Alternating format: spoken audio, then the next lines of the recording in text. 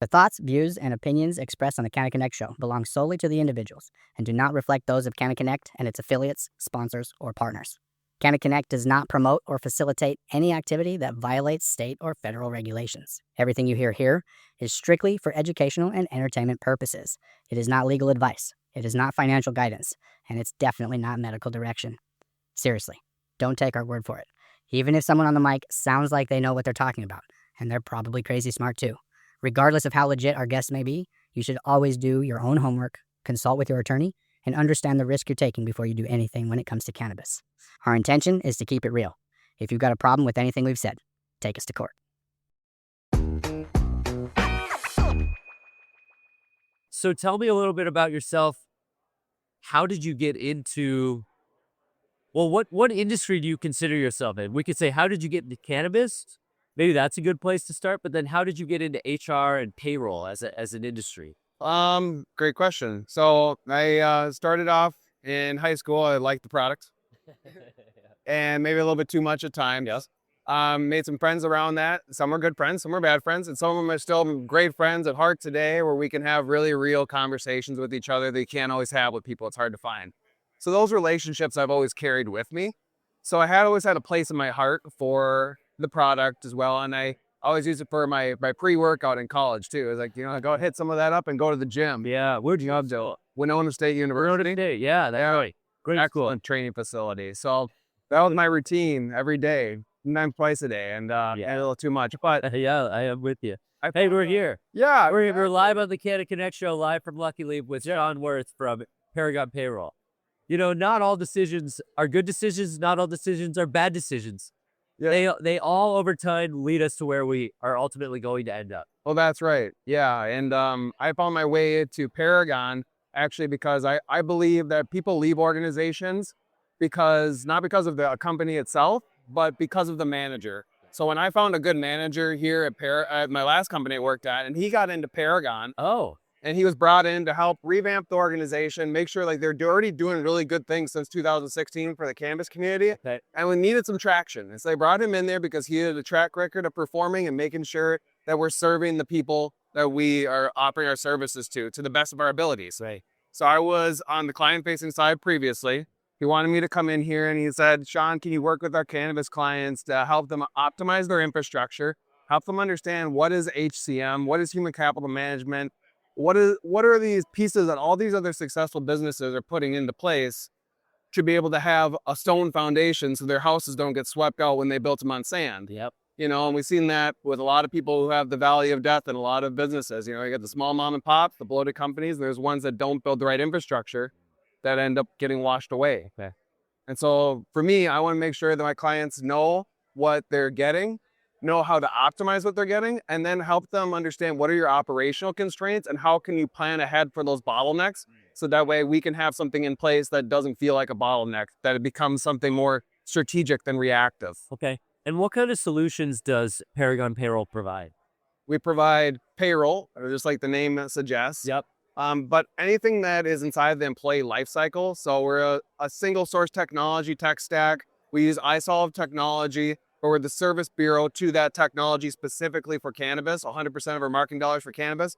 But those solutions follow the employee life cycle from hire, they're sending out your recruiting web, getting those candidates in, turning them into a new hire, getting them into the HR software, your payroll, your time and attendance, benefits administration, your performance management, training and development, and making sure that all those pieces are as seamless as possible to optimize your employees' experience, and then also to effectively manage them. So that way you're not spending your time caught up in that minutia. That's not really protecting your growth model or your desired goals and dreams. Okay. And making sure you're also protecting the people that are your most valuable asset. Absolutely. And what has your experience been like working at Paragon Payroll? At Paragon, it's been awesome. It's a great company, great core values. And I think from the top down of our company, we live and breathe our core values, and we like to be able to show that to our clients as well by showing up for them, not just by being here, but then also showing up for them when they call. We pick up the phone, and we don't outsource that. 87% of our calls are answered within the first 30 seconds by real in-house people. So they know that Tim and Ton are on time and attendance. They know that Amy Bergstrom and Angie Winter are going to be the ones that help them with their benefits administration. Sure. They know these people, and these people are invested in their futures. Absolutely.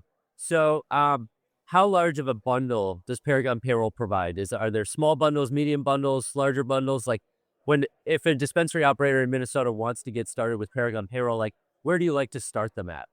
Good question. I'm glad you asked about pricing. So we believe that pricing should be transparent and it should be equal across all industries, whether you're cannabis or not. So when you go onto our website, we have a pricing model right there. We can quickly reference what our average prices are going to be. And they usually fall between $9 and $15 per employee per month. Okay. Is our base PEPM, is what we call it. Otherwise, if you're looking for something more tiered and structured with additional add-ons, because it's very modular, the solutions we have, so you pay for what you need. Yeah. You can run through a calculator and find out. Great. Transparency is important. Yeah, It's I great. think that's what a lot of people, they get a little gun shy when you talk to them about that pricing. So, but we're not. So, For me, as somebody who doesn't really understand human capital management at this point, like, take me through some of the basics. What does it really mean in practice? And tell me a little more about what drives you as an individual within this industry.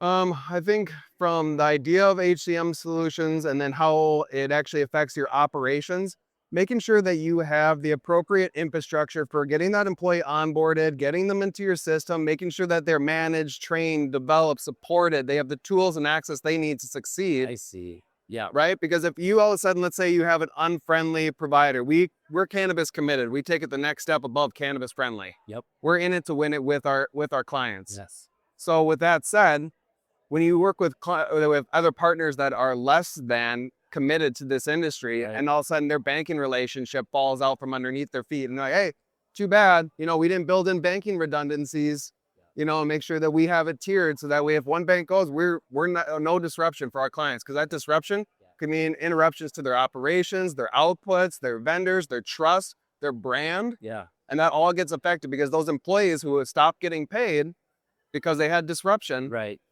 as payroll and HR as an example. Yep.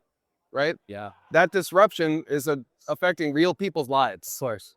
and they could be looking at other places to work, that Yeah, absolutely. all adds up. So how do cannabis businesses typically approach payroll and HR infrastructure? Is it that much different than other businesses, or what do you typically see? Where do they tend to fall short, and what should leaders actually prioritize if they want scalable, compliant operations? I think any industry that gets inundated with a lot of change Yeah. can have a tendency to be reactive, Okay.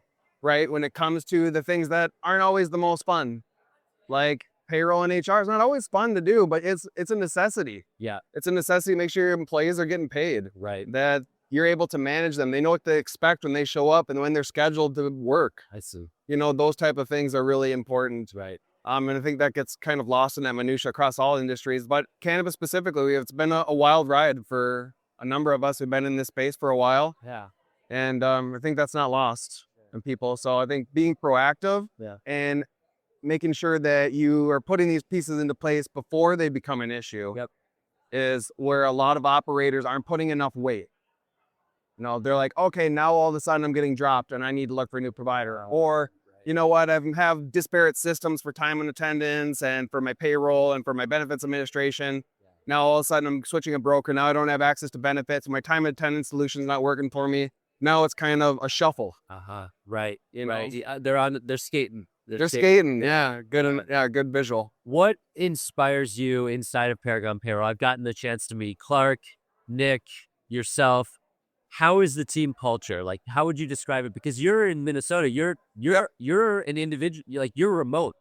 So you are Paragon Payroll in Minnesota. And what has it been like reaching out to these Minnesota cannabis operators, these prospective licensees? How are folks responding to you, and how does that affect the greater system at Paragon? Oh, a multi-piece question. I'm throwing a little much at you. So you're on your own out here. Yeah. You're reaching out. How do people know Paragon? I mean, are they starting to think about it? Yeah.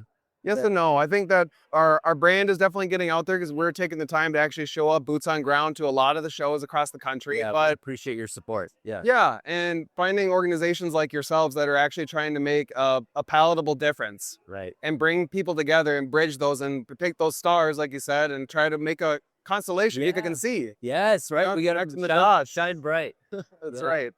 So I think that over time, trust is built, right? And trust comes with recognition and referrals.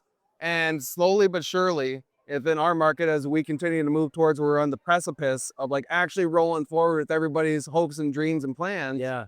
that they're like, oh, you know what? The people who kept showing up, the people who kept following up and not asking for something in return. We provide resources, we provide blogs, we provide all sorts of things to help licensees out, and we don't ask for anything in return. We want to give those educational resources. Yeah. So, You know, that reminds me of the community spotlight that we just finished and that we debuted just the last week on the Cannabis newsletter. okay.